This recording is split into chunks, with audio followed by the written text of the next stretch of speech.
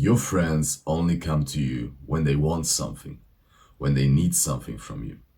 And because you are a nice person, you want to be a nice and kind hearted person, of course you help them. Of course you listen to their problems, and of course you do what you can. But afterwards, when their problem is solved, when you help them, they do not appreciate it. And you ask yourself, was it enough? Was I enough? Why aren't they grateful for it? And I had this exact same situation. I remember an exact same situation when I was 15 years old. And I had this girlfriend of mine. She had a lot of stuff going on in her life, like in her private life and stuff. And I was very close with her.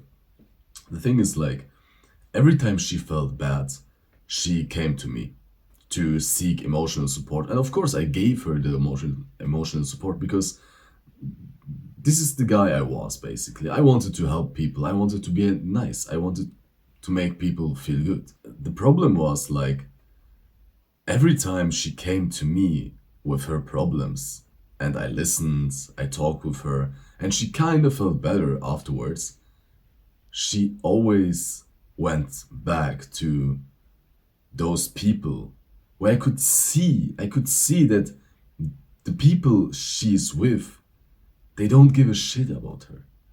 They don't give a fuck about her. They don't give a shit about her problems. They don't give a shit about her. Why is she with those people? Why isn't she with me? When I'm giving her so much support, so much love, so much help. Why is she with them and not with me? And many people pleasers have the exact same situation and have this exact problem. What I have realized is real friendships are a transaction. Real friendships are a transaction and they are built on trust as the fundamental on which you can build a friendship. And the thing is with this transaction, in a friendship, both sides need to give something to each other. And it does not have to be the same investment objectively, but it has to be subjectively. And the problem with people pleasers is that people pleasers invest and give a lot more than they receive. And the same was for me with this girlfriend of mine. I invested a lot into her. I even thought about her problems in private when I was at home. I was like, how can we solve this? How can I make her feel better and stuff?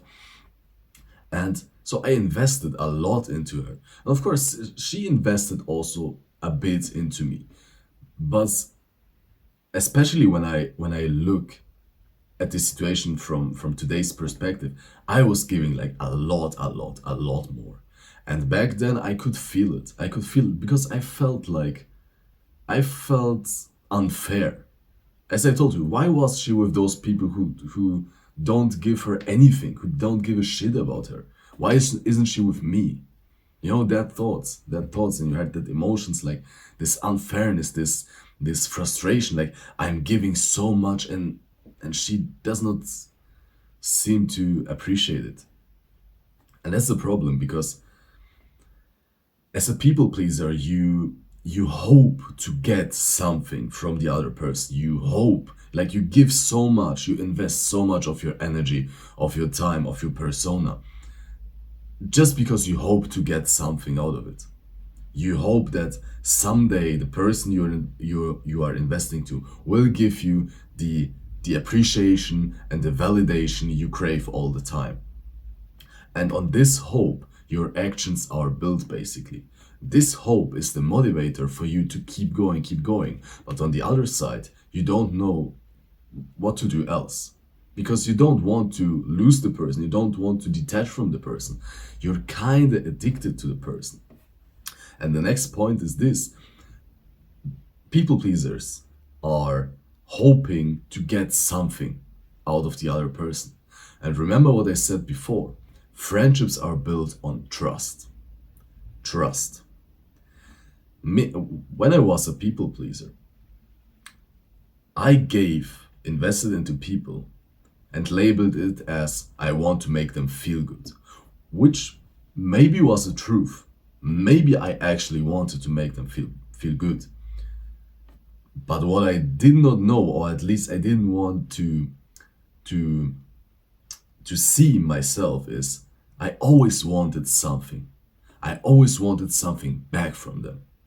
When I was giving, I always wanted validation, appreciation, gratitude, more love, more attention, more. So as a people pleaser, you always want something. That makes you very untrustworthy. Even though you don't have to say it. You don't have to say that you want something, but just from the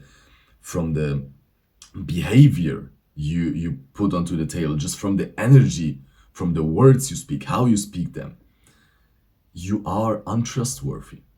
Because just imagine this for a moment. How would you react when someone came to you and gave you, like, he would give you his car, his house, a lot of money. He would give you a lot of things. Like, first you would say, okay, maybe he's just a kind person, maybe he just wants to make my day. But imagine he's giving you stuff all the time, more. Wouldn't you think at some point, like, okay, what is this guy doing? Why is he giving me so much stuff? What is his plan? Like, you get this sense of, okay, something is off. Something is off. This is the same when you're on the street, someone approaches you and he gives you like 10 compliments in 1 minute. Like, after those 10 compliments, you're like, okay, this guy is exaggerating. He clearly wants something from me. And this is the same with people pleasers. This is the exact same thing, which makes you untrustworthy. So the base of your friendship is not stable, because the base of a real friendship is trust. And by being a people pleaser, you don't have the trust. And you need the trust. And also, because you want to get something out of the other person for you to feel fulfilled, you change your persona. You will know this as a people pleaser when you watch this video. Do you actually feel real and authentic when you speak with other people? Or do you change yourself here and there? You say stuff you would not say usually. You say yes even though you want to say no. So you change yourself for other people to get something out of them, to be liked. Would you trust yourself? No, really think about it. Would you trust yourself? And if you're hesitant to answer this question, or even answer with no, there you have the problem. And this is exact what I mean. You need trust to build a stable and real friendship.